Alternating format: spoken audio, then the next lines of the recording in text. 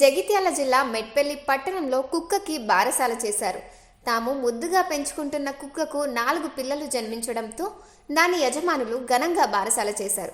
కుక్క పిల్లకు కొత్త డ్రెస్సులు తొడిగి ఉయ్యల్లో వేసి ఊపారు. ఎక్కడా తగ్గకుండా పక్కా సాంప్రదాయబద్ధ కార్యక్రమాలు నిర్వహించారు. పట్టణంలోని సుభాష్ నగర్ ప్రాంతంలో నివాసం ఉంటున్న రాపెల్లి వినోద్, లావణ్య దంపతులు సంవత్సరం క్రితం షెడ్డు జాతికి చెందిన కుక్కను తెంచుకొని పెంచుకుంటున్నారు.